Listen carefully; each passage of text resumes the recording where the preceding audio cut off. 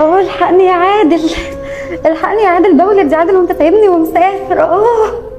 مش قادره والله يا عادل، الحقني بقول لك. انت مستقل فيا اصلا. امك اللي تجيلي، امك اللي تجيلي، بقول لك مش قادره بموت. انت اتصرف وتعالى لي. هي امك بتقني؟ امك ما بتقنيش اصلا. ما انت ما انتش طايقاني والله لو اوريكي. طيب افتحي يا مرات ابني افتحي. حاضر يا اختي، انت جيتي. خير يا حماتي؟ ساعة لما تفتحي الباب. ما انت عارفه انا تعبانه يا حماتي. ايه يعني يا حبيبتي، كنا حوامل.